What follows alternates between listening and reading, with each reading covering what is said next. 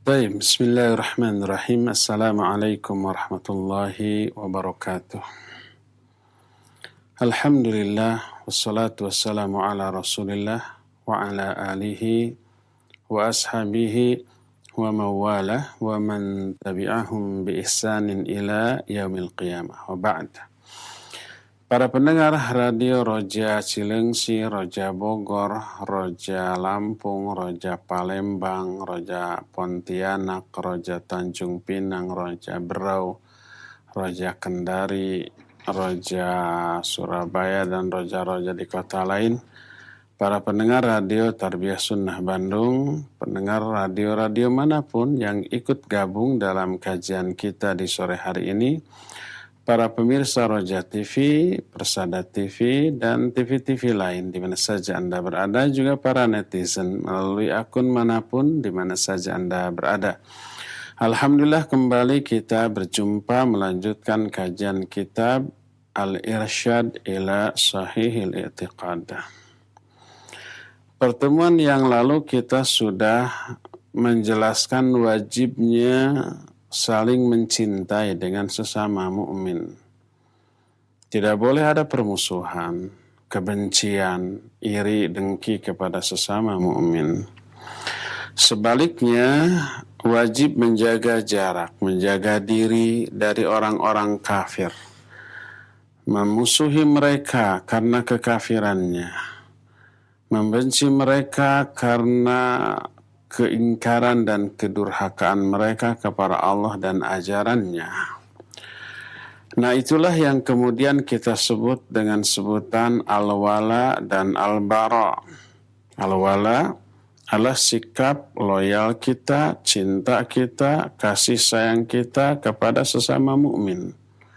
Bara adalah sikap berlepas diri kita, memusuhi, membenci kepada orang-orang kafir. Al-wala kepada sesama mukmin, al-bara kepada orang-orang kafir.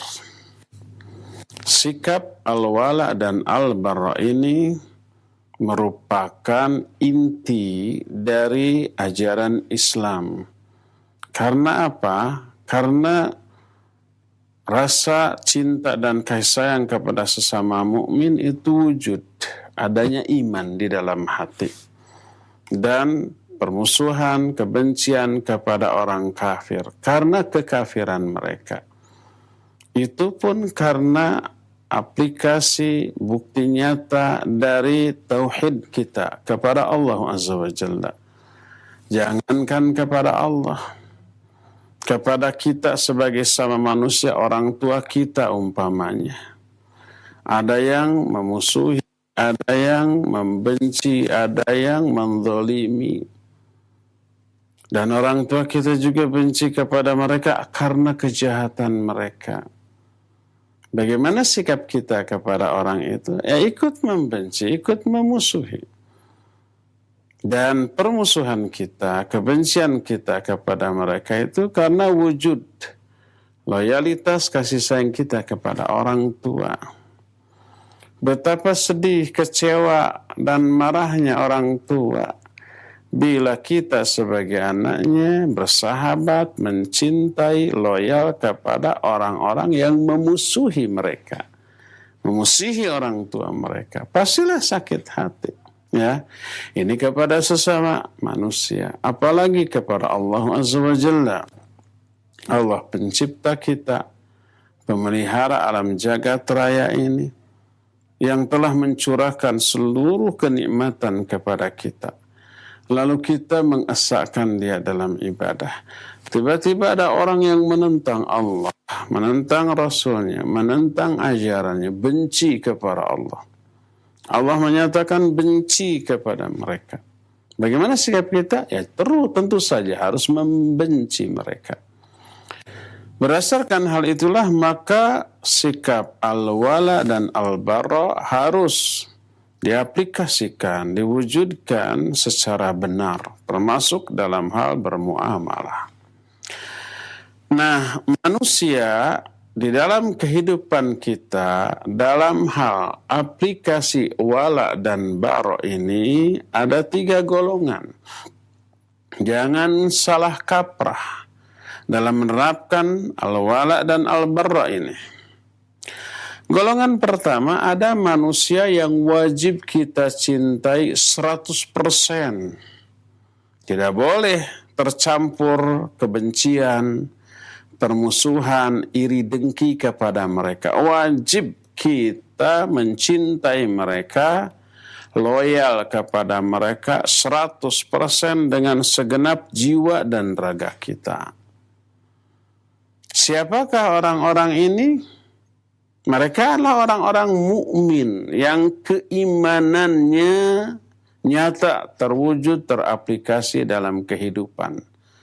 Mereka lah orang-orang mukmin yang soleh, solihin dan solihat dari kalangan para nabi, para rasul, para siddiqin, para syuhada, para ulama. Wajib kita mencintai mereka 100%. Nggak boleh ada dengki atau iri, apalagi benci, apalagi sikap memusuhi. Dan yang paling utama adalah Nabi kita, Rasulullah Muhammad sallallahu alaihi wa alihi wasallam.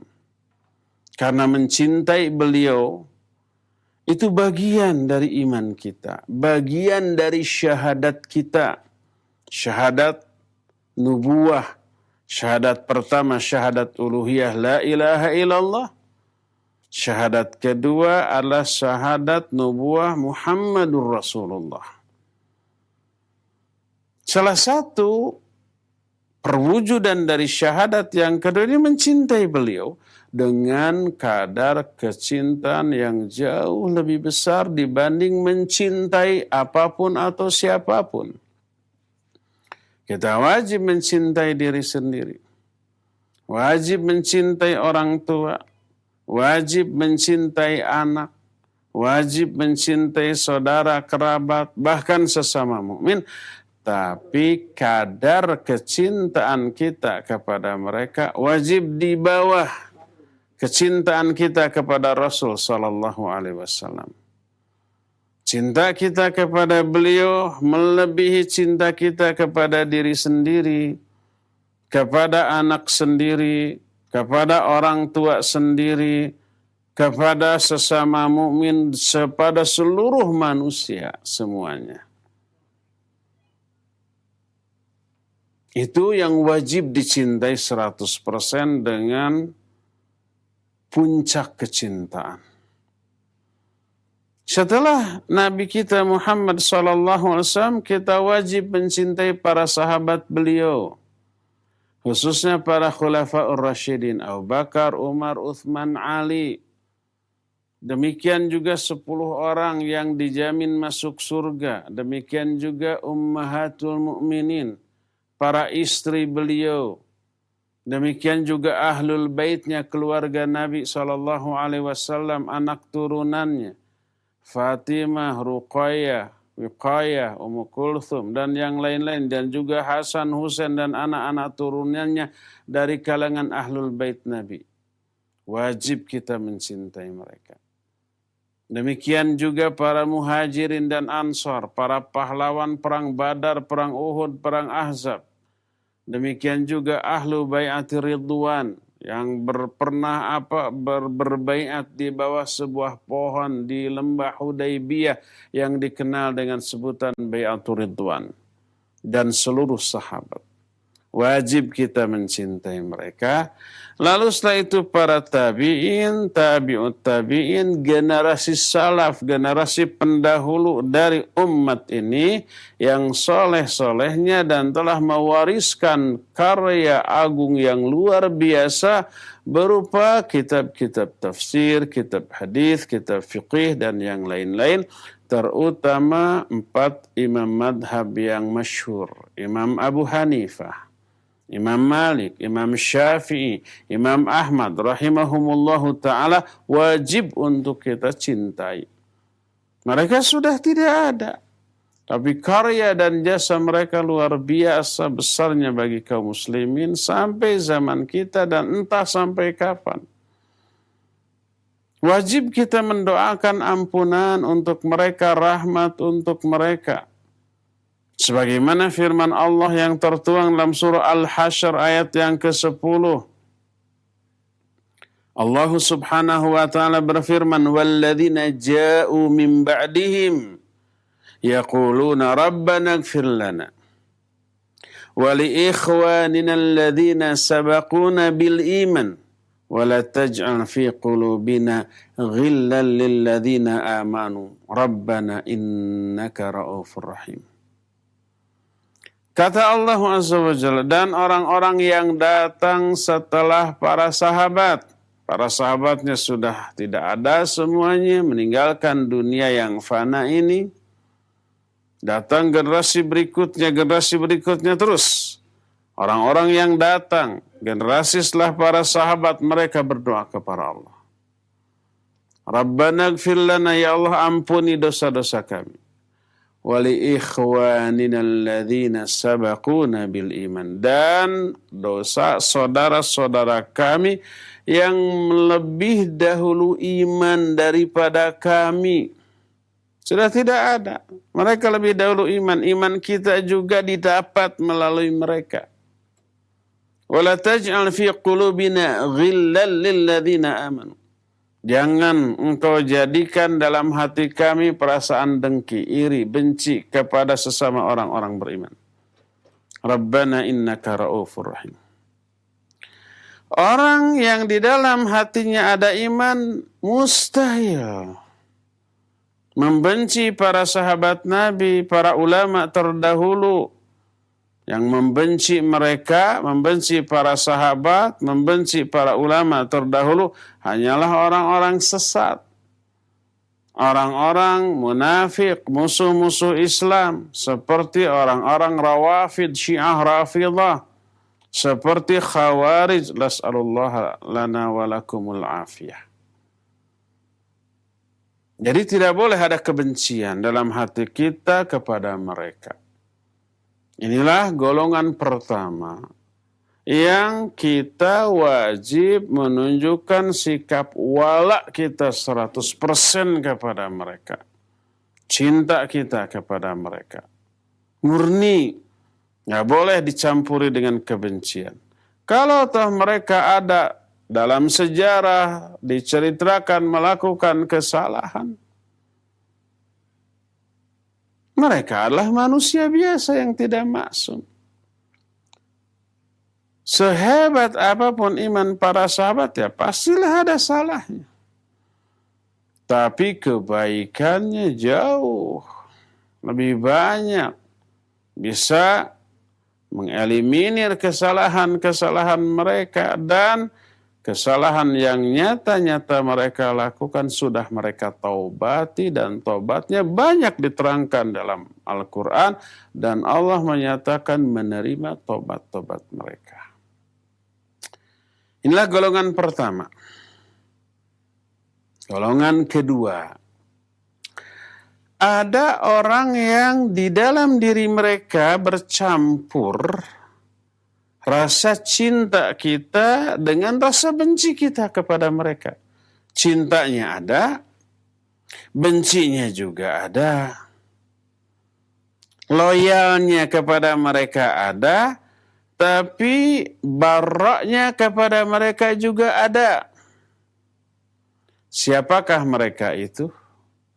Mereka adalah orang yang di dalam diri mereka tercampur antara iman dan maksiat. Tercampur antara taat dan kedurhakaan. Tercampur antara kebaikan dan keburukan. Siapakah mereka? Mereka adalah usatul mu'minin. Orang mukmin tapi ahli maksiat. Di dalam diri mereka ada keimanan, makanya mereka ibadah. Mereka memelihara rukun Islam yang 5. Mereka sholat berjamaah di masjid di awal waktu bersama imam. Mereka saum ketika Ramadan. Mereka mengeluarkan zakat bila sudah sampai pada nisab dan haulnya. Mereka infak dan sedekah. Mereka juga menuntut ilmu, tapi mereka juga terjerumus ke dalam dosa-dosa besar. Baik dosa besarnya, yang ini umum dilakukan sekalipun oleh para tullabul ilm, para penuntut ilmu, seperti ghibah, seperti berdusta, seperti mencela sesama mukmin, melanggar ayat itu yang terdapat dalam surah Al-Hujurat, ayat yang ke-11 dan ayat yang ke-12. Ya ayyuhalladzina amanu la yaskhar qaumun min qaumin asa ayyakunu khairan minhum. Ini untuk laki-laki. Untuk wanitanya, wala nisa'um min nisa asa ayyakunna khairan minhunna. Para wanita juga. Laki-laki jangan menghina sesama laki-laki. Wanita jangan menghina, mencela sesama wanita. Karena boleh jadi dia orang yang dicela lebih baik daripada yang mencela. Suka saling menghina, memojokkan sesama mereka. Wala talmizu anfusakum. Suka memberi gelar-gelar yang buruk yang tidak disukai oleh orang yang bersangkutan. Wala tanabazu bil alqab. Jangan saling memberi gelar-gelar buruk sama kalian. Itu kezaliman sampai Allah di akhir ayatnya menyatakan wa man lam yatub fa ulaika humudz zalimun. Siapa yang tidak tobat dari semua perbuatan tadi, zalim itu orang. Su'udzan, ijtanibu katsiran minadh-dhann, inna ba'dadh-dhanni itsam. Jauhi itu su'udzan. Iyyakum wadh-dhanna, fa inna adh-dhanna akdzabul hadits. Jauhi oleh kalian prasangka, curiga. Karena prasangka itu sedusta-dusta ucapan. Akdzabul hadits. Jangan ngorek-ngorek kesalahan orang. Wala tajassasu. Jangan saling menggibai. Wala yaghtab ba'dukum ba'du. Ayuhibbu ahadukum ayyakula lahma akhihi maitan fakarihtum. Jangan sebagian kalian menggibahi sebagian yang lain. Suka nggak apabila salah seorang di antara kalian memakan daging bangkai saudaranya sendiri yang sudah mati? Fakarihtum. Pasti kalian nggak suka. Itu semuanya dosa-dosa besar yang Allah haramkan. Ada nggak di kalangan kaum mukminin para tullabul ilm yang melanggar dosa yang baru saja disebut dalam Al-Hujurat 11-12? Banyak. Itu dosa kecil apa besar? Besar. Ancaman azabnya di alam kubur dan di akhirat, na'udzubillah. Dahsyat luar biasa. Dari sisi itunya kita harus membencinya. Barok kita dari hal itu. Dari sisi mereka suka sholat, suka saum, suka infak, sedekah, suka zakat, suka thalabul ilm, wajib kita cintai. Kita mencintai mereka dari satu aspek, yaitu kebaikan-kebaikan dan iman yang mereka miliki. Dan kita membenci serta memusuhi mereka dari aspek lainnya berupa kemaksiatannya, kebid'ahannya, kedurhakaannya, atau dosa-dosa lain yang tidak sampai kepada taraf kufur ataupun syirik. Ada nggak orang muslim yang seperti ini? Kebanyakan seperti itu, bahkan sangat mungkin kita pun termasuk di dalamnya. Mungkin kita ini termasuk golongan yang kedua ini nih. Ibadah suka, amal soleh suka, bertauhid iya, mengamalkan sunnah iya, ghibah juga suka, fitnah juga suka, mencela juga suka, iri dengki juga suka, serba suka. Suka kepada kebaikan, suka kepada keburukan. Campur baur. Wajib kita mencintai mereka karena ada iman yang ada dalam hati mereka dan ada rasa benci dan tidak suka kita kepada mereka karena kemaksiatan atau mungkin kebidahan yang mereka miliki. Rasa cinta kita kepada mereka melahirkan kewajiban menasihati, mendakwahi, membimbing, mendidik, membina, meluruskan, dan mengingkari keburukannya. Tidak boleh berdiam diri atas kemaksiatan mereka, tapi wajib diingkari. Mereka ini wajib diperintahkan kepada yang ma'ruf dan dilarang dari kemungkaran. Dan apabila ada kemaksiatan yang harus ditegakkan hukum kepadanya, tegakkan hukum kepadanya, sanksi. Pencuri dipotong tangan. Pezina bujang lajang dijilid, dipecut 100 kali. Kalau yang pernah menikah dirajam apabila hukum Islam ini tegak di sebuah negara. Sampai orang-orang menahan diri dari dosa dan kemaksiatannya. Mereka bertobat dari dosa-dosa kesalahannya. Tidak boleh kita membenci mereka 100%, berlepas diri kepada mereka 100%, sebagaimana tidak juga mencintai mereka 100% karena ada keburukan yang ada di dalamnya. Inilah madhab Ahlus Sunnah. Di kalangan kaum muslimin ada yang membenci para pelaku dosa besar dengan kebencian 100%. Bahkan memusuhinya, menghalalkan darahnya, menghalalkan hartanya. Siapa mereka? Mereka kaum Khawarij. Khawarij itu yang mengkafirkan para pelaku dosa besar. Dianggap kafir, boleh dibunuh, boleh dirampas, boleh dibom. Kita na'udzubillah berlepas diri dari Khawarij.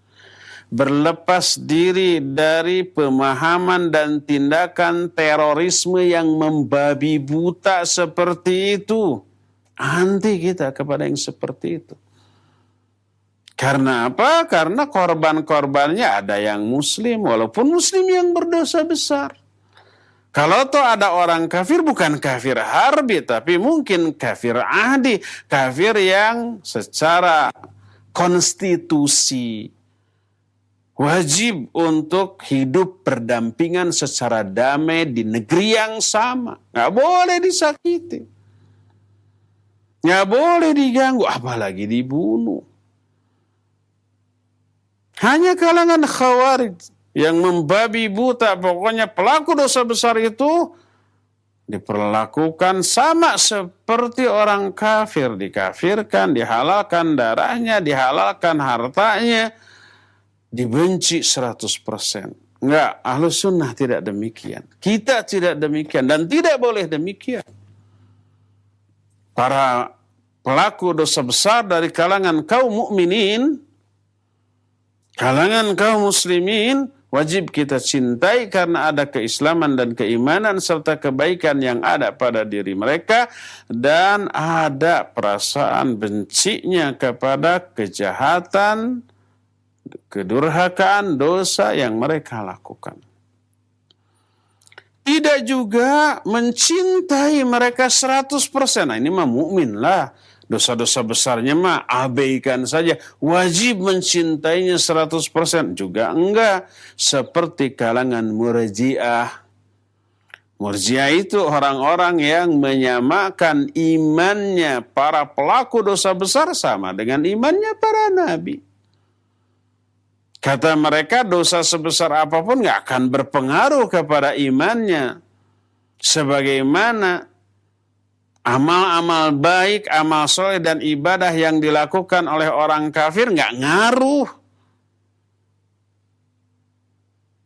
Ahlus Sunnah di tengah-tengah. Tidak Khawarij, tidak Murji'ah, tapi tawassut di tengah-tengah. Dalam mensikapi orang-orang muslim yang berdosa besar, apapun bentuk dosa besarnya, baik tukang gibah, tukang fitnah, tukang hoax, tukang dusta, atau bahkan para pemabuk, atau bahkan para pencuri, para koruptor, para pezina, para penjudi, para ahlul bid'ah, mereka muslim yang wajib kita cintai dan berwala kepada mereka, tapi mereka juga orang-orang yang tidak luput dari dosa dan kesalahan. Kesalahannya wajib untuk kita benci. Inilah sikap Ahlus Sunnah kepada mereka. Dan inilah golongan yang kedua. Jangan salah kaprah dalam menerapkan sikap al-wala dan al-bara. Golongan yang ketiga, ada orang yang wajib kita musuhi 100%. Wajib kita benci 100%. Tidak ada kecintaan, tidak ada mualah, tidak ada al-wala kepada mereka. Siapakah mereka? Mereka adalah orang-orang kafir. Orang-orang musyrik. Orang-orang munafik. Orang-orang yang murtad dengan berbagai macam jenis kekafiran ataupun perbuatan syirik mereka. Tak boleh ada rasa cinta kepada mereka sekalipun orang tua kita, sekalipun anak kita, sekalipun saudara kerabat dekat kita. Kalau berbeda keyakinan nggak boleh ada rasa cinta. Sudah kita terangkan di pertemuan yang lalu, harus dibedakan antara rasa cinta dengan berbuat baik. Tidak setiap berbuat baik ada rasa cinta, tapi kalau ada rasa cinta pasti akan berbuat baik kepada yang kita cintai. Orang tua, musyrik, kafir, wajib berbuat baik, tapi nggak boleh ada rasa cinta. Ada orang kafir tuh, baik kepada kita, tidak memusuhi kita. Kita balas dengan kebaikan yang lebih baik. Tapi nggak boleh ada rasa cinta. Kita muamalah dengan orang kafir, ya. Saling hadiah menghadiahi, saling pinjam meminjami, saling bertransaksi jual beli, gadai menggadai, atau hutang piutang tapi tanpa bunga dengan orang kafir, boleh. Tapi nggak boleh ada rasa cinta. Allah berfirman dalam Al-Quran surah Al-Mujadilah 22. Kata Allah, la tajidu qawman yu'minuna billahi wal yawmil akhir yuwadduna man haddallaha wa rasulah walau kanu aba'ahum aw abna'ahum aw ikhwanahum aw ashiratahum. Kamu tidak akan menemukan suatu kaum yang beriman kepada Allah dan hari akhir menunjukkan rasa cinta, kasih sayang kepada orang yang menentang Allah dan Rasul-Nya, sekalipun orang yang menentang Allah dan Rasul itu bapak-bapak mereka sendiri, anak-anak mereka sendiri, saudara kandung sendiri, atau kerabat keluarga sendiri. Nggak ada rasa cinta dan kasih sayang. Akidah berbeda, sudah nggak boleh ada cinta. Walaupun orang tua sendiri, anak sendiri, saudara sendiri. Boleh nggak berbuat baik? Ya boleh, bagus. Yang tidak boleh ada rasa cinta. Tidak setiap berbuat baik ke orang itu kita mencintai mereka, enggak. Walaupun kafir, berbuat baiklah. Kalau layak kita berbuat baik kepada dia, karena dia orang tua kita, karena saudara kita, karena tetangga kita. Kafir tapi tidak memerangi kita, tidak mengusir kita karena agama kita. Silakan berbuat baik. Kemarin sudah kita terangkan dalam Al-Quran surah Al-Mumtahanah, Allah menyatakan, La yanhakumullah anil ladzina lam yuqatilukum fid din wa lam yukhrijukum min diyarikum an tabarruhum wa tuqsitu ilaihim.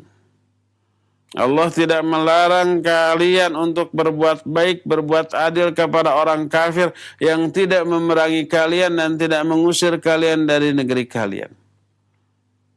Disebutkan Allah tidak melarang untuk berbuat baik. Bukan Allah tidak melarang kalian untuk mencintai. Enggak, kalau mencintai dilarang. Nih, surah Al-Mujadilah ayat 22 ayat terakhir. La tajidu qauman yu'minuna billahi wal yawmil akhir yuwadduna man hadallah. Hanya orang-orang munafik yang di dalam hatinya ada rasa cinta wala kepada orang kafir, bahkan orang kafir dianggap saudara. Nggak boleh kita mengatakan saudara-saudara kita dari kalangan agama lain. Bukan, nggak boleh. Karena apa? Karena Allah menyatakan hanya orang munafik yang menganggap mereka sebagai saudara kita. Allah berfirman, Alam tara ilal ladzina nafaqu yaquluna li ikhwanihimul ladzina kafaru min ahlil kitab. Tidakkah kamu lihat orang-orang munafik berbicara kepada saudara-saudara mereka dari kalangan ahlul kitab? Allah menyatakan orang munafik menganggap ahlul kitab sebagai saudara mereka. Mereka punya rasa cinta, suka, wala, loyal, komitmen. Ucapannya kalau kepada orang kafir lembut, baik, bernada membela, menunjukkan rasa persaudaraan. Tapi kalau kepada sama muslim, apalagi muslim yang loyalitasnya tinggi kepada Quran Sunnah, keras dan kasar. Nada kebencian itu nggak bisa disembunyikan.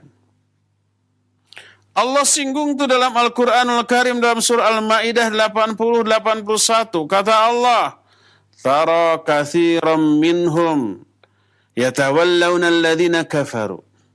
Labi'sa ma qaddamat lahum anfusuhum an sakhitallahu alaihim wa fil adhabihum khalidun.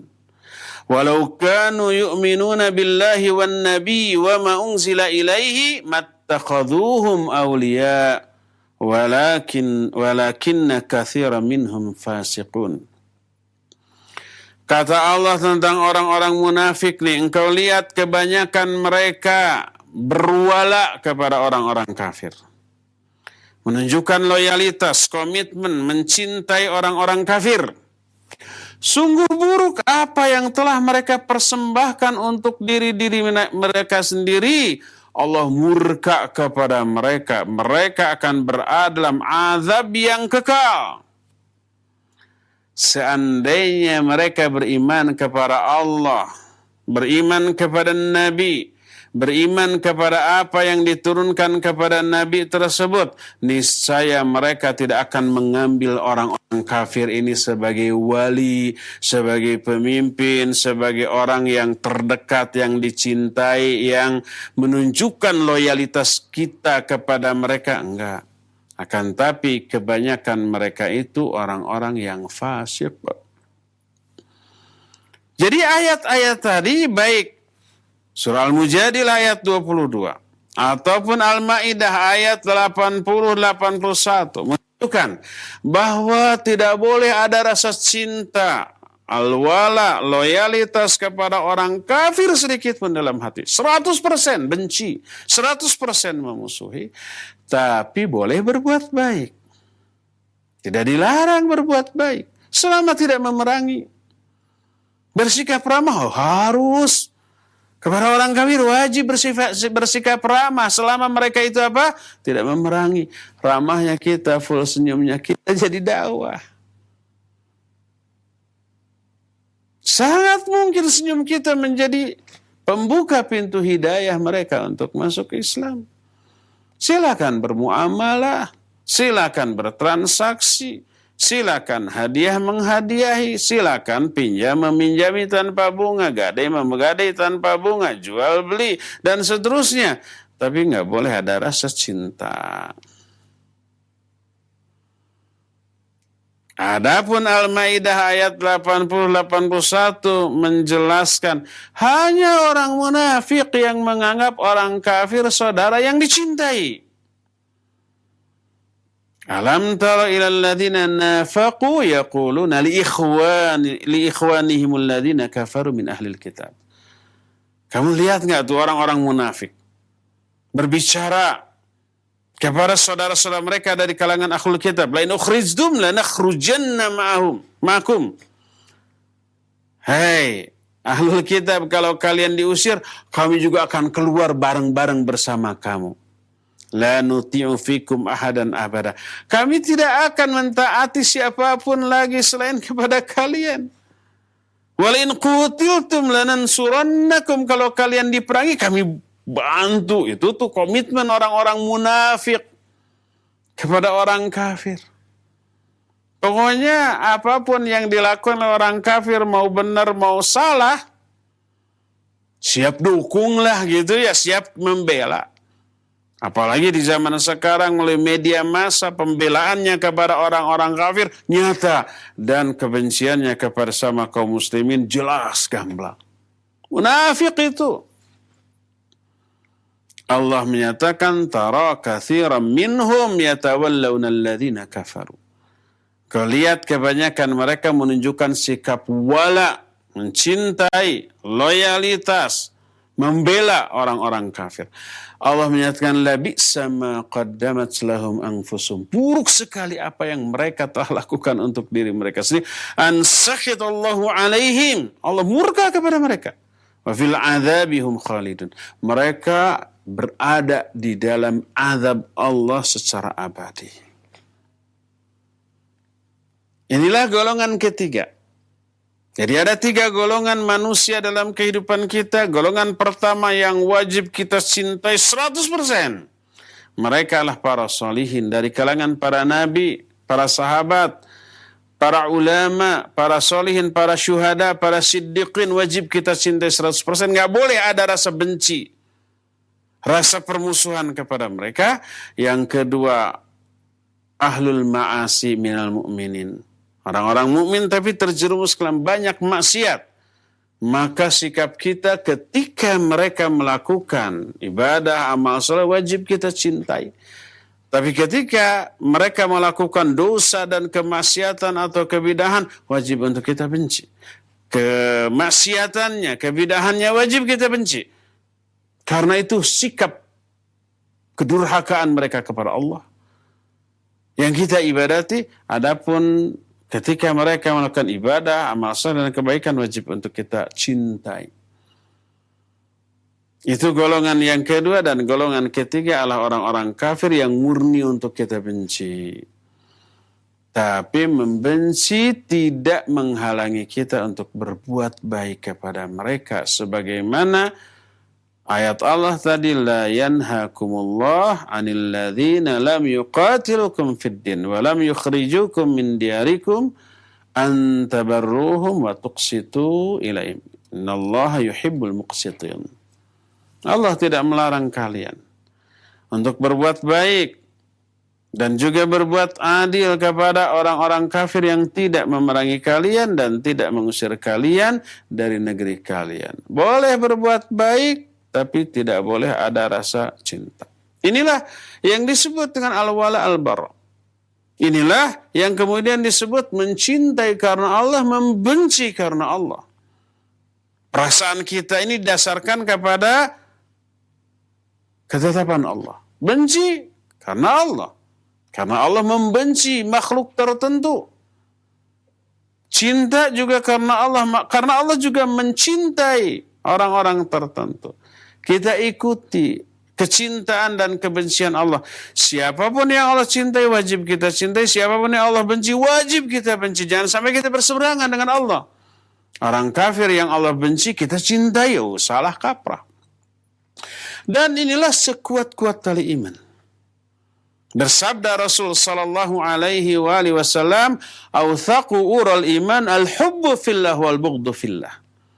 Sekuat-kuat tali iman adalah mencintai karena Allah, benci juga karena Allah. Al-mar'u ma'man ahabba yaumal qiyamah.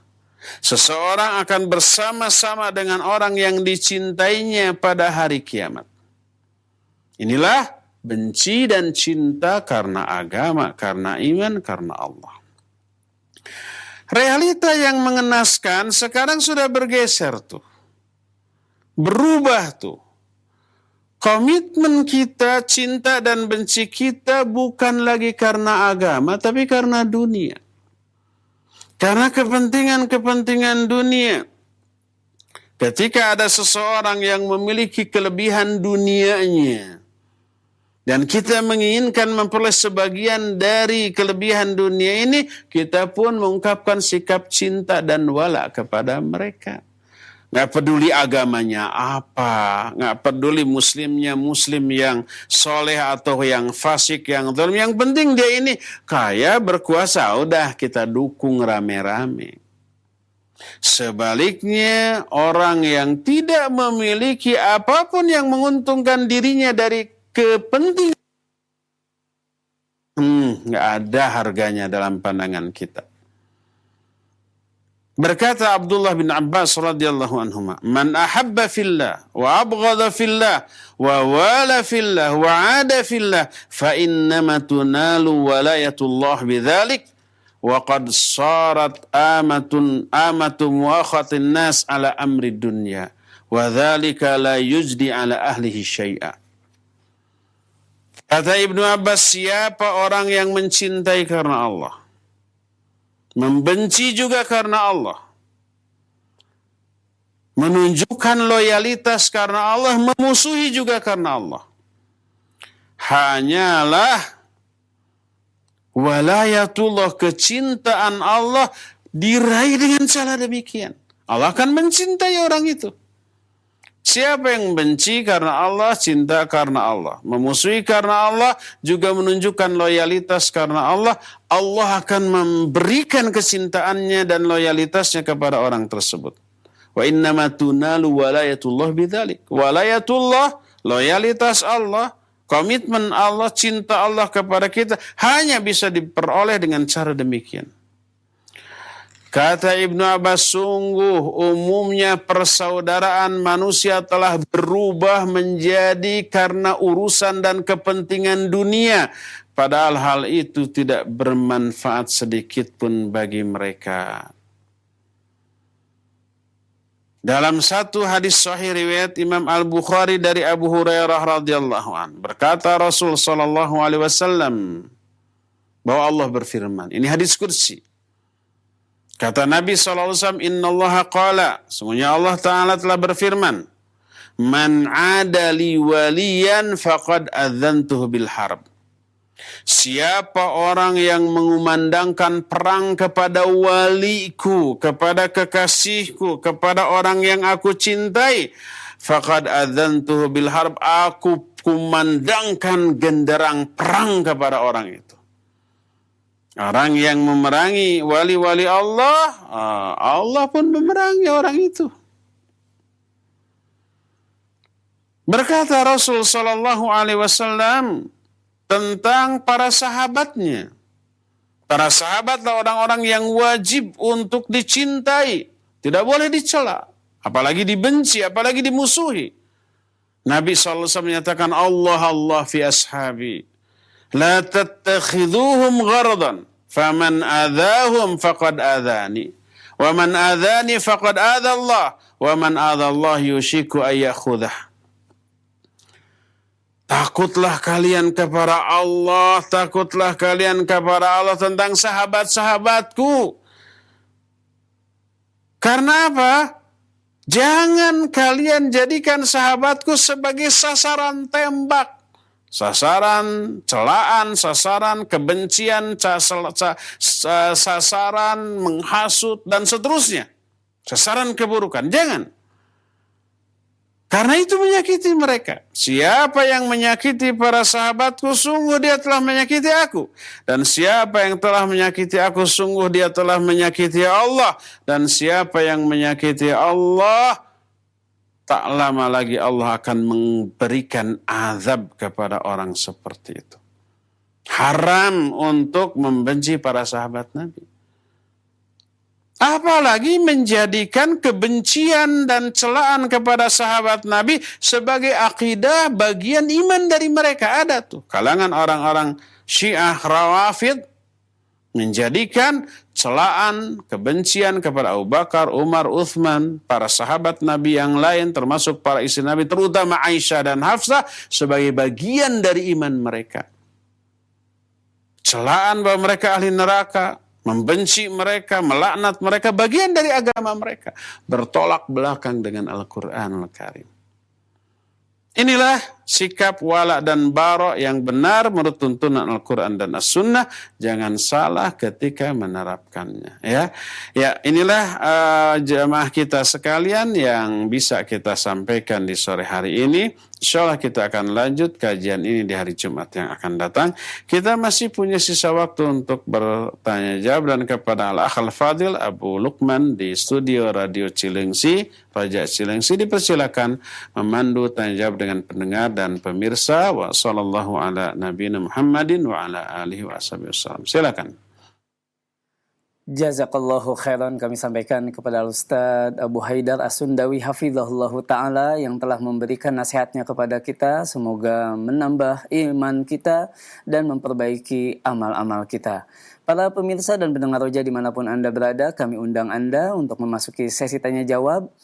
Baik, pertanyaan pertama kita akan angkat pertanyaan melalui pesan singkat Ustadz dari Bu Iin di Bekasi. Masih bingung Ustadz, tolong penjelasannya. Saya mempunyai 2 teman Ustadz. Satu, dia beriman kepada Allah.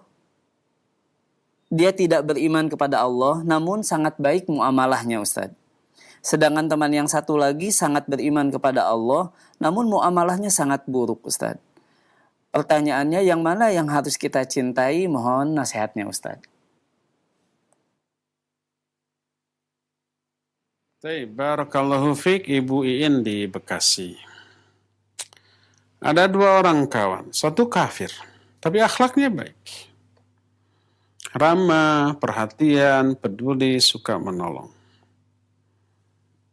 Terus kawan yang kedua dia muslim, berhijab, berjilbab, bahkan mungkin bercadar mungkin. Tapi muamalahnya buruk, pelit, judas, julid gitu, tidak menolong dan seterusnya. Mana yang harus kita cintai? Tetap yang harus kita cintai yang muslimah, yang muslim. Tapi wajib kita benci keburukan yang ada pada dirinya. Nasihati, bimbing dia. Adapun kawan yang non-muslim tapi baik, balas dengan balasan yang jauh lebih baik. Minimal sama. Gak boleh mentang-mentang, kafir mau baik, mau enggak, pokoknya saya jutek, saya julid, saya zolimi dia, kasari dia. Enggak boleh. Jangankan dia berbuat baik, berbuat buruk pun kita balas dengan kebaikan. Idfa' billati hiya ahsan. Balaslah keburukan dengan kebaikan. Apalagi ini kebaikan. Balas dengan yang lebih baik. Dia berbuat kebaikan berupa memberi bala-bala kepada kita, sepiring umpamanya. Besoknya kita kirim soto ke dia. Mana yang lebih baik? Yang lebih baik ya soto daripada bala-bala. Bala-bala mah gorengan. Jadi balas dengan yang lebih. Tapi tidak boleh ada rasa cinta kepada dia. Karena kekafiran dia. Sudah kita terangkan, wajib dibedakan antara mencintai dia dengan berbuat baik kepada dia. Tidak semua berbuat baik ada rasa cinta. Tapi kalau ada rasa cinta, pasti ingin berbuat baik kepada orang yang kita cintai. Oleh karena itulah maka tetap wajib kita cintai yang muslim walaupun ada dosa.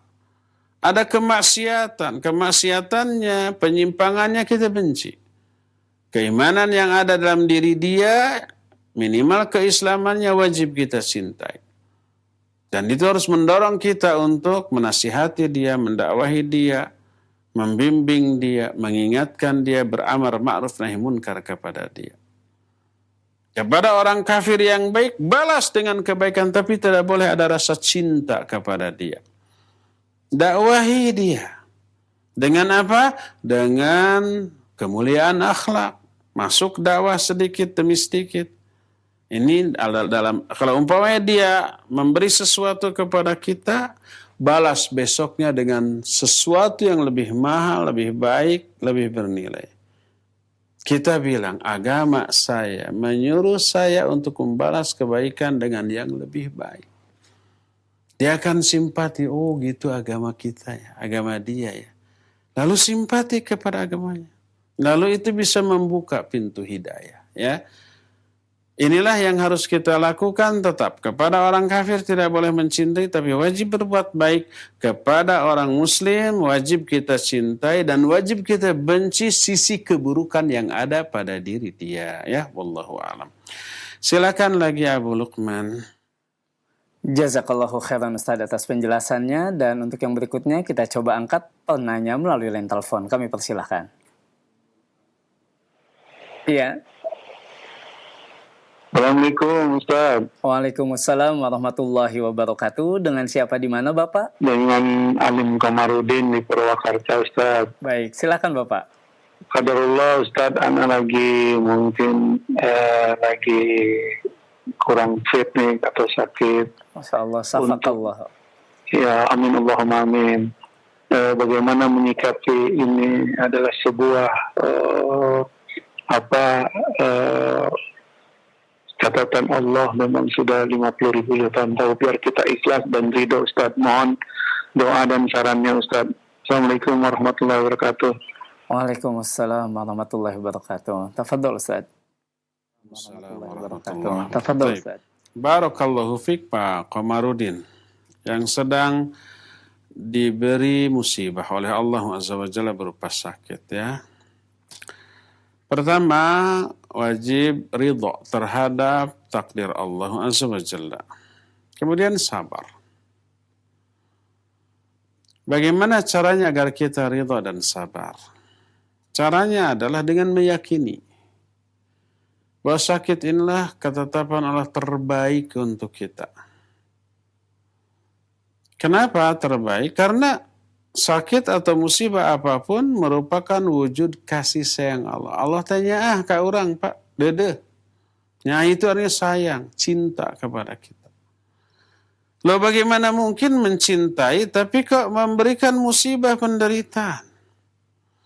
Karena di dalam penderitaan, musibah termasuk sakit, di balik itu semua jauh lebih banyak aspek keuntungannya daripada kerugiannya. Ruginya hanya satu, yaitu menderita, itu aja. Apa untungnya? Banyak. Pertama, dengan sakit ini dosa kita berguguran.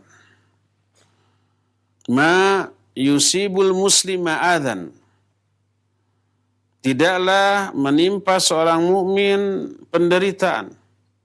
Wala hammun wala haznun. Ataupun resah, gelisah, atau kesedihan. Wala maradun, ataupun rasa sakit, perasaan penyakit.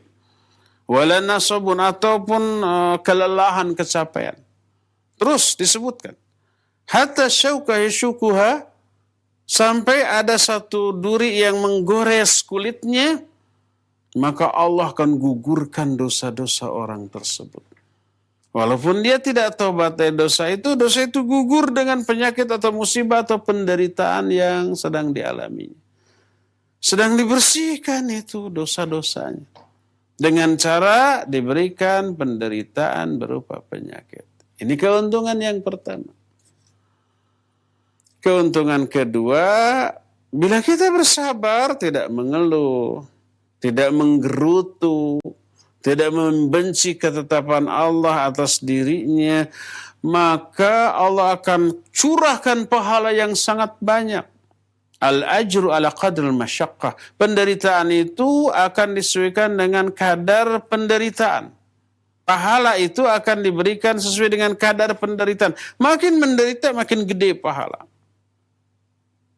Allah berfirman, innama yuwaffas sabiruna ajrahum bighairi hisab. Hanyalah Allah akan memberikan pahala kepada orang yang sabar tanpa hitung-hitungan, digelontorkan dengan jumlah yang amat sangat banyak. Tuh, dua, pahalanya tidak terhitung.